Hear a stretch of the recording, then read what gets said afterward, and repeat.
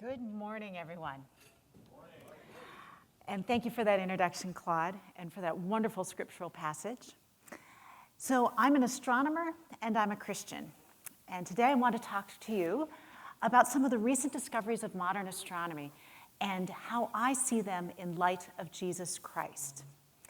Now, Francis Collins last night introduced some cool topics. He mentioned fine-tuning, the multiverse, life on other planets. I'm actually not planning to spend a lot of time on those, but you're welcome to bring them up at the question time. I'd like to actually do a riff more on what N.T. Wright spoke about last night. How do we understand the universe in light of Christ? And I'm seeing three themes here: the glory of Christ, Christ's power reversal, and the love of Christ. So to start, I want you to think back to a time when you were outside on a clear, dark night. Maybe you looked up and you saw the full moon over the city lights. Or maybe you were out camping and you saw the sky covered in stars and you tried to count them all. Maybe you saw the band of the Milky Way going across the sky, or even a shooting star. Do you remember what you felt like in that moment? There's this sense of wonder and awe that is nearly universal. Everybody feels it when they look up at the night sky. A sense that there is something there beyond just nuts and bolts, that there's something beyond ourselves. It takes us beyond our daily concerns. It even evokes spiritual thoughts in many people. Now, as Christians, we experience this on another level because we know that the heavens declare the glory of God. We know that this universe didn't simply appear and that it's not the result simply of an impersonal force, but there is a person behind the universe, a person who knows us, who longs to be known by us. And that person is Jesus Christ. In the beginning was the Word, and through him all things were made. So what we are looking at, that glory we see in the universe, is the glory of Christ. So I want to start from that Christian worldview today and show you how things look to me as an astronomer. Sometimes at BioLogos we say how we are not like the extreme voices. We're not like the extreme fundamentalists. We're not like the new atheists. But what are we? And so today I want to emphasize this narrative in the middle. How do we see the universe in light of Jesus Christ? Now, I've heard some people say, well, scientists just take the wonder out of things. You guys analyze stuff to death, you reduce it down to its components, and you take all the joy out of it. I've had students say this to me. Well, I'll admit to analyzing data. Here's a copy of one of my papers. You'd probably find that dry as dust. Oh my goodness, we have, yes, a co-author on the paper is back there, Luke Leisman. So glad he's going to be part of this one. So, but we love this stuff, and we got really excited about it. I had the privilege of using this telescope to study the largest galaxies in the universe and the curvature of space itself. And I even started to have my own favorite galaxy clusters. And I'm not the only one. I have met biochemists who have their favorite protein. I've met a paleontologist who has her favorite bone in the body. And I know a physics teacher who makes his students cheer out loud when he introduces a new fundamental law of nature. And that physicist happens to be my husband, who's back over there somewhere. So we love what we do. For scientists, it does not detract from the wonder. Science increases the sense of wonder for us. And that's why we get so excited about our work, and why I, as a Christian, feel called to share my scientific knowledge with the church so that you can appreciate it with me. So let's start here by looking at this star cluster. Isn't that gorgeous? This is a dense cluster of stars in space. There's hundreds and thousands of stars just in this image. And you can see all different colors here. Scientifically, the colors are telling us about the surface temperature of the stars. And that, in turn, tells us something about the mass of the star and where the star is in its life cycle. Most stars near the end of their lives will balloon out into a red giant star, where it's red and very luminous, and you can see in the image some of those very bright red stars. But scientists don't stop there. A lot of scientists will refer to an image like this as a jewel box. We appreciate that beauty. Now, we see glimpses of this kind of shining glory in Scripture in reference to Christ, say at the Transfiguration, or in John's book of Revelation where he describes Christ in heaven. But we see signs of Christ's shining glory all throughout the universe. This is not the only star cluster that looks like this. There are tons of them throughout our galaxy and throughout the universe. I am often struck by the extravagance of God's glory, the abundance of his creative beauty that we see in the universe. It is over and over and abundant. It was all there long before humans even knew it was there. It seems God is creating for his own pleasure. Now, as we've talked about curiosity and questions that scientists ask. And one question we ask is, how does a star cluster like this form? Well, let me show you. So in this animation, we're going to get to travel into a star cluster that's in the process of forming. And it's surrounded by a beautiful nebula. You can see a lot of different colors there. The different colors are due to different gases glowing in the light of those stars. We get to travel here past the nearby stars in order to reach that nebula. And as we get closer, you can see these fingers of emission, here, here, here. Those are, it's not emission actually, it's dense clouds of dust. And at the end of each is a particularly dark clump of dust. And in the ends of those fingers, each one, there are new stars forming. They form in a cocoon. And when they get massive enough and dense enough, they turn on fusion and they join this star cluster. There's already about 3,000 stars here and more to come. So thanks to the Hubble Space Telescope for the image and the animation, and thanks to NASA. So did you hear that? God is still making new stars. We've long had a picture in our minds that creation is poof, there it is, and then God is in maintenance mode ever after. And that is so not the picture we are seeing when we look at God's creation in the universe. It has been developing for 14 billion years, growing in complexity and richness with new things forming all the time. Now that was how stars are born. I also want to show you how stars die. And I picked this example because, and you might get the impression from these gorgeous images that God's glory is merely pretty.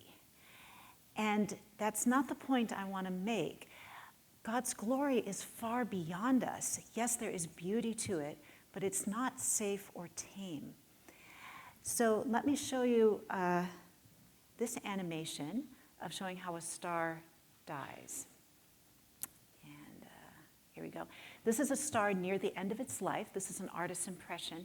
And it dies in a supernova explosion of incredible power. For a little while, it outshines billions of stars. And then the debris cloud from that explosion slowly expands and moves the material out into the galaxy. We can still see this one expanding today. This particular nebula, the Crab Nebula, underwent that explosion nearly 1,000 years ago. That explosion was really violent. If it happened in a nearby star, that would be bad news for us. We'd be toast, okay? This is not good. So God's glory at times it's beyond us, and it's very powerful and even dangerous. Think of Mount Everest or Death Valley. These are places on earth filled with stark beauty, but they're not safe. And in the book of Job, God claims ownership of the wild things and the dangerous things of this world as his creation. These too show the glory of Christ. So when I consider astronomical discoveries in light of Christ, I see his glory. I also see Christ's power reversal. Now, I have to say, for the last few weeks, I've been trying to figure out the right way to title this section of my talk. And it was only hearing N.T. Wright last night where it really crystallized for me that this is really the point I was trying to make. So this is a scientist's riff on the point that he was making. He used several examples. I have here the example of Jesus calling the disciples, "You will be my witnesses in Jerusalem and to the ends of the earth." Jesus put the hands of the future of the church and the coming of the kingdom into the hands of some very weak and imperfect people. He put it into the disciples' hands. He puts it into our hands. And you see here how Christ is not clinging to power, but turning things upside down and putting things in the hands of those who are not strong and powerful. God doesn't seem to be in a hurry or worried about efficiency. He puts this incredible priority on relationships. He doesn't use brute force or raw power, but he works in us, he works through us for the long haul. Now, I actually see that same power reversal going on in the natural world. I see hints of this. So when we look at the star cluster, well, God could have chosen to create stars by saying, poof, there they are, and we'd have a great star cluster. He totally has the power and authority to do that. But the evidence we see in his creation is that he chose something different. He chose to work with things he had already made, the gas and dust in this cloud, and he chose to work with natural processes he had already made, gravitational dynamics, fusion, and to work over a very long period of time, and in fits and starts. Not every potential star is formed out of this nebula. Some do, some don't. And you see that same aspect of God, God working through his creatures. Sometimes that's called mediated creation. But creation done this way is no less God's work. And that's very important to remember. It's no less God's work. Okay, well, at this point in the talk, I'm picturing various thought bubbles appearing over your heads. And I think some of you are probably wondering, when's she going to get to design? Okay, and in some of those other thought bubbles, there's probably questions about age. When is she going to talk about millions of years? So let me address those two questions. And I want to do that using this galaxy. I love galaxies. Galaxies, well, they have a few 100 billion stars in them.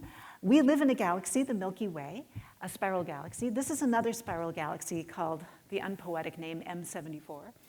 And one thing you can see in it, and I'm only able to point this out on one screen, is the beautiful symmetry in a galaxy like this. So you see how the spiral arm starts in the center and then it goes all the way out to the edge? And then there's another one on the other side. It starts here and then it goes all the way out to the edge there.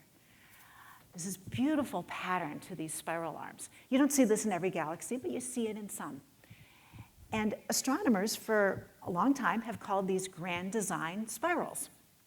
And the name has stuck, I think, because you have this sense that this is design, that this was crafted. Now, astronomers are somewhat comfortable with that word design. You know, it's floating through our literature. You can see it on Wikipedia. But by this, we do not mean lack of scientific explanation. In fact, well, we don't understand everything about spiral arm formation, but we can simulate a lot of it, the gravitational dynamics, the tidal forces. When we're talking about design, it's not about a lack of scientific explanation. I see design here because God is crafting and assembling over a long haul this beautiful pattern through natural processes that he created way back at the beginning with the foresight to know it could make something like this. I see God working in the same way. I see a design as God assembles complex life forms on Earth through the natural process of evolution, drawing on processes and materials that he saw from the beginning of time that could lead to this. So you can see that intention. When seen through the eyes of Christ, we see design everywhere in the universe. Christ working through his creatures, but no less his work. So now, some people, when they ask me about design, what they actually want to hear is some particular scientific argument. They want to hear, here's a piece of data that atheist scientists have missed or ignored, but actually is evidence for God. And that's not what I'm talking about today. For me, there are some great arguments to be made, but what I have found most powerful in my own life, as I grew up as a Christian, but I am still a Christian today. Why am I still a Christian? For me, it's because believing in God and believing in the Christian worldview brings everything into focus. It helps me understand the natural world and many other things. So when seen through the lens of Christian faith, all of reality comes into focus in a way I find much more compelling than a world without God. We see it in science, a theological framework for investigating the natural world, for using our minds to understand what's there. Christianity gives us a theological framework for understanding the beauty and the danger that we encounter in nature with our hearts. It gives us a way of understanding that sense of spirituality that many people have when looking at the wonders of the universe. Christianity gives us a person to thank for this amazing world we live in. But Christianity also helps me understand human nature and the problems that we're facing in this world and how we might go about solving them, how in the end God will put everything to rights, as N.T. Wright would say. So when seen through the lens of Christian faith, it all comes together for me in a way much more compelling than a world without God. Okay, so then back to the question of age. I do want to talk a little bit about the scientific evidence for age. This particular galaxy is located 32 million light years away. Now, a light year is the distance that light travels in 1 year. So that means we're seeing this not as it is now, but as it was 32 million years ago. That's a long time ago, and it's a lot longer than, say, 10,000 years. So how do we really know it's that far away? Well, I could give whole lectures on that. I even have a little game I play with my students, it'd be really fun. But what I brought for you here is one way of picturing that distance. I'm going to show you a video that starts with some nearby galaxies. And when a galaxy's nearby, well, it's kind of yay big on the sky. You can see it there. And then it zooms into some very tiny galaxies, incredibly small. And that's because they are so far away, thousands of times further away. So here's how the video goes. Yes, so we start with the large and small Magellanic Clouds. Those are small galaxies nearby us. They're in a size comparable to these constellations in the southern hemisphere. And just like in Google Earth, you can zoom in from the continent scale all the way down to the detailed scale of your own street and neighborhood. So we're zooming into the detail on the sky here. And we come to this fuzzy region that is actually an entire cluster of galaxies. There are hundreds of galaxies in this image, each of them containing hundreds of billions of stars. Galaxies of all different shapes, different colors. And some of the smallest galaxies you see here, some of the smallest yellowish blobs of light, they would be a bit larger than those galaxies that you saw at the very beginning, the Magellanic Clouds. And you can tell how tiny they are here. That is because they are so far away. In fact, this galaxy cluster is 3.5 billion light years away. Now, there are many other evidences for age. You can check it out in the books we have outside, on the website. There's a talk by Greg Davidson tomorrow on age. Lots of places to learn about this. I grew up, as we've already heard stories, I had a similar story of growing up believing that the Earth was young. And there were a few things that my parents and my church and my InterVarsity group did that really helped me through that journey, and I can share more about that in questions if you would like. All right, so we've looked at stars, we've looked at galaxies. Now I want to show you something of the universe as a whole. Here is a selection of galaxies, and galaxies are not stationary in space. They are actually moving apart from one another, and it looks something like this. The galaxies are spreading apart as space itself expands. Now we can mentally rewind that in our minds and picture that the galaxies must have been closer together in the past. And in the distant past, they must have been even closer together, and all that material must have been packed into one spot in a very hot and dense arrangement. That is what astronomers call the Big Bang. And the Big Bang, well, when I was a kid, I thought that was a bad word, that was an atheist word, and it is used by atheists sometimes as an alternative to God. But scientists don't use it that way. When scientists talk about the Big Bang, they're talking about a scientific model of how the universe develops over time. From that expansion, we can work out that the universe began 13.8 billion years ago. So it also gives us another measure of age. Now, that heat from the early universe is still with us. We can detect the afterglow of the Big Bang. And these images show our current map of that. They look like two half spheres. Pretend you're standing in the inside of that sphere. One is what you'd see looking one direction and one the other direction. This radiation is at microwave wavelengths, so you don't see it with your eyes. Now, I for years wanted earrings with this image on them. I have quite a collection of astronomy earrings, but I could never find these. And my husband saw them online, and he got them for me for Valentine's Day last year. So I'm wearing them here. That is geek love for you. Now, there is a lot of information in these little colorful blobs here. I won't explain how that all works, but it actually leads us to an amazing conclusion that 95% of the universe is stuff we do not understand. We got a pretty good handle on 5%, atoms, carbon, nitrogen, oxygen, iron, all the stuff in this room, everything in the periodic table. Yeah, we're getting a pretty good handle on that. Dark matter, that makes up over a quarter of the universe, and it might be some weird kind of elementary particle, but we really don't know. And dark energy, well, it causes the expansion of the universe to accelerate, but we don't know much else about that either. Now, some people say, oh, this is really depressing. There's so much we don't know, but scientists get really excited about this. Oh my goodness, 95% of the universe we still get to figure out. This is awesome. We love learning, and we've already heard today about curiosity as this touchstone. And it is so true. It reminds me of learning about God.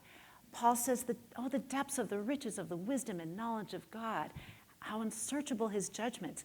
There is so much more to learn about God. We can never come to the end of it. And yet, everything we really need to know about God, we know in Jesus Christ. He is the revelation of God. If you really know me, he said, you will know my Father as well. And what we learn about Christ is his self-sacrificial love, his redemptive love for us. And that's actually what Paul is praising God for in this passage. So here we come to my third point, the love of Christ. Now, I'm not trying to make an argument that you can just step away from Christianity and look at the stars and somehow derive that God loves us. I'm more saying that when you consider the juxtaposition of the cross and the cosmos, you come to a deeper appreciation of both and an understanding of the magnitude of Christ's sacrificial love. So if we consider this galaxy cluster again, it reminds us how small we are compared to the universe. You can look at one of those spirals and you can almost see there's a little "you are here" sign. We live on one of those galaxies, and we're very small compared to our galaxy, and that galaxy is one of billions in the universe. Now, Carl Sagan was an astronomer, a great educator, but he was also an atheist. He said, we find we live on an insignificant planet in some forgotten corner of the universe. His atheistic worldview led him to a very depressed view, a very nihilistic view of who we are as humans. But when seen through a Christian lens, it is completely different. It is filled with hope. In Psalm 103, we read, as high as the heavens are above the earth, so great is God's love for those who fear him. And as far as the east is from the west, from one end of the universe to the other, so great is his forgiveness. God invites us to picture our sins removed to the far end of the universe. That's how great his love is for us. So, when looking at modern astronomy in light of Jesus Christ, I see the glory of Christ, the one who was the Word who made all of this shining glory in the universe and the dangerous places of this world. I see the Word becoming flesh and dwelling among us. Christ, this reversal of power where he doesn't make the power move but draws with his creatures to work with them and through them. And I see the love of Christ. For the joy set before him, Jesus endured the cross. For the joy of meeting us. And when I think of God, his Son not sparing, who sent him to die for us, when I think of the awesome universe that he's made, I fall in love with Jesus Christ again every day when I ponder this in light of Christ. Will you join me in singing?